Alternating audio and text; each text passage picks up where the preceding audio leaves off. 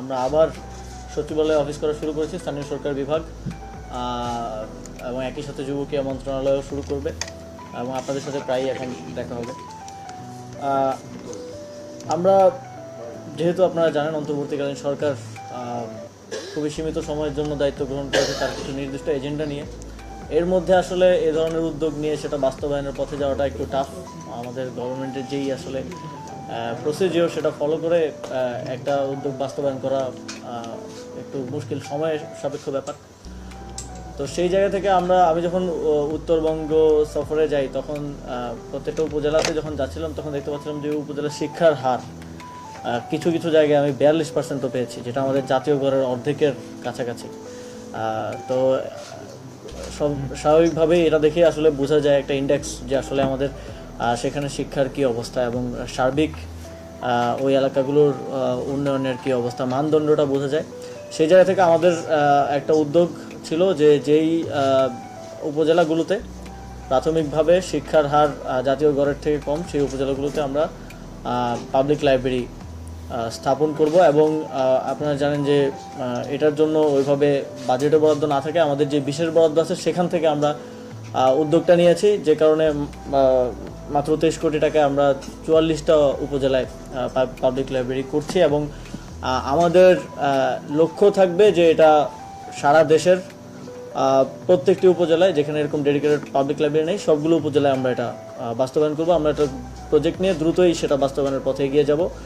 এই 44টা উপজেলা হচ্ছে জাস্ট স্টার্টিং, সব উপজেলাতেই আমরা এটা বাস্তবায়ন করব।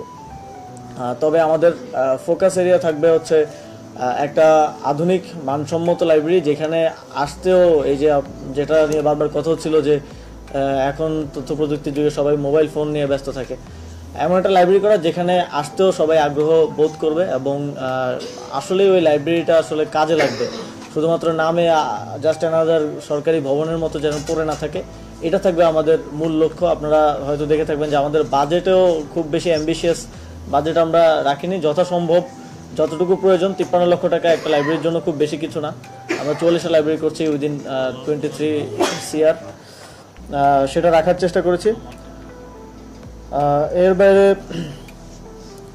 আপনারা জানেন যে বিগত সময়ে যেই কিছু এলাকাগুলোর প্রতি রাজনৈতিক এক ধরনের প্রতিহিংসা ছিল বিগত সরকারের, এবং সে কারণে কিছু এলাকায় অবকাঠামোগত উন্নয়ন থেকে শুরু করে সার্বিক উন্নয়নের ক্ষেত্রেই ডিসপ্যারিটির শিকার হয়েছে। আমরা সেই জায়গাগুলোতে স্থানীয় সরকার বিভাগের যে উন্নয়ন কার্যক্রম আছে সেগুলোকে রিলোকেট করার চেষ্টা করছি এবং আমাদের অনেকগুলো প্রজেক্ট আপনারা জানেন রিভিউ হয়েছে, ডিবিবি রিভিউ করে আমরা মোটামুটি চেষ্টা করেছি যাতে করে উন্নয়নমূলক কার্যক্রমগুলোর একটা সুষম বন্টন নিশ্চিত করতে পারি।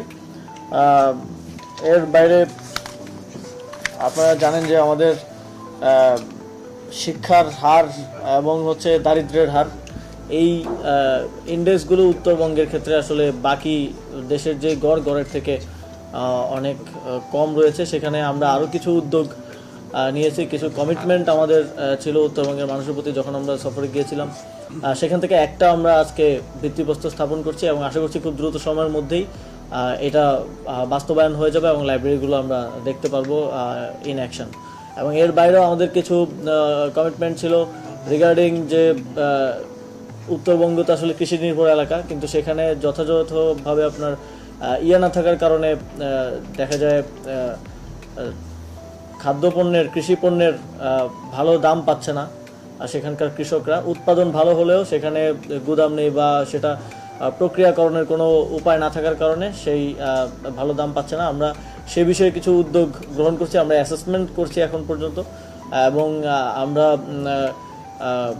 সেগুলো স্থাপনের জন্য যথাযথ উদ্যোগ গ্রহণ করব সামনের দিনে। এছাড়াও তিস্তার ভাঙনের ফলে যারা গৃহহীন হয়েছেন আমরা সেটা নিয়েও একটা প্রজেক্ট